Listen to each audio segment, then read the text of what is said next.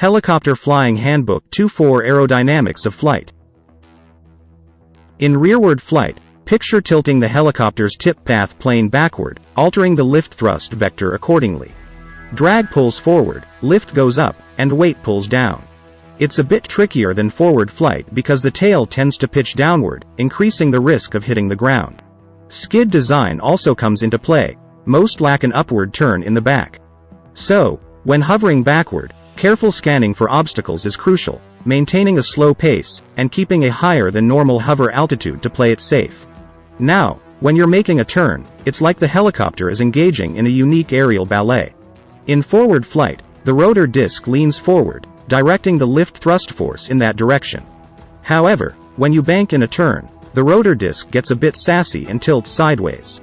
Lift is divided into two components. One fights gravity, and the other deals with rotational movement. As you increase the angle of the bank, it's akin to instructing the helicopter to spin faster. To maintain a consistent altitude, you've got to raise the collective pitch carefully, ensuring it doesn't compromise the height. Autorotation is the slick maneuver when the engine takes a brake, and the helicopter descends with style. The main rotor, now wind-powered, spins as you gracefully descend. There's a clutch mechanism called a freewheeling unit that makes it happen. If the engine decides to take a brake, this unit allows the rotor to keep turning. But if you're feeling adventurous and want to restart the engine mid-air, flip the switch, and when it roars back to life, the freewheeling unit says, "Let's synchronize our moves," and hooks the engine back to the rotor. Vertical autorotation is a captivating aerial performance, akin to a well-coordinated ballet in the sky, characterized by a graceful descent without any forward speed. Picture the rotor disc as a stage divided into three distinct acts: the driven region, the driving region, and the stall region, each playing a crucial role in this mid-air spectacle. Starting at the periphery, the driven region, located near the blade tips, operates like the propeller, generating about 30% of the radius. Here, the total aerodynamic force or TAF trails behind, creating an overall drag force. This region produces some lift, but the drag counteracts it, resulting in a deceleration of the blade's rotation. The size of this region dynamically changes based on parameters like blade pitch and rate of descent, influencing the overall performance. Between the extremes, we encounter 2 points of equilibrium, brief interludes where TAF aligns seamlessly with the axis of rotation.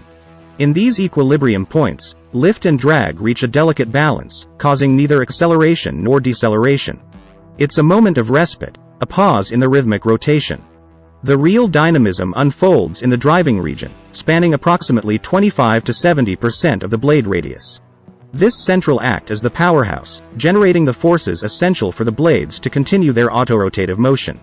The aerodynamic force in this region tilts slightly forward, creating a continuous acceleration force. The size of this region is subject to adjustments based on factors like blade pitch and rate of descent, providing the pilot with control over autorotative RPM. The pilot becomes the conductor, orchestrating the rhythm and intensity of the aerial performance. Concluding the performance, the inner 25% near the blade root is the stall region, an understated yet vital segment of the show. Operating above its maximum angle of attack, this section induces drag, gently slowing down the rotation. It's akin to a graceful bow, signaling the end of the performance. Modulating the size of these regions allows the pilot to maintain a harmonious sequence, ensuring a constant rotor RPM. Vertical autorotation unfolds as a symphony in the sky, where each region plays a unique role in this aerial ballet. In forward flight during autorotation, the mesmerizing interplay of aerodynamic forces unfolds, reminiscent of a carefully choreographed ballet. Despite the shift in setting, the production maintains its essence, mirroring the vertical descent scenario. The familiar 3 acts, driven region, driving region, and stall region, play out along the blade span. Yet, the dynamics evolve with the change in scenery. The forward speed alters the inflow of air through the rotor disc, prompting a graceful movement of all 3 regions outward on the retreating side of the disc, where the angle of attack is more pronounced. This spatial adjustment is akin to a shifting positioning on the stage, where the performers adapt to the evolving narrative. As the blades pirouette through the air, the advancing side experiences a lower angle of attack, allowing more of the blade to elegantly fall into the driven region. Contrastingly, on the retreating side, a larger portion of the blade finds itself in the stall region, executing a more intricate maneuver. Near the root, A subtle reversal of airflow adds a nuanced twist, reducing the size of the driven region on the retreating side. Just before the final act, the graceful landing, the pilot orchestrates a flare by applying aft cyclic. This maneuver alters the airflow patterns around the blades, creating a crescendo in rotor RPM. In this pivotal moment, the pilot adjusts the collective to ensure the RPM remains within safe operating limits.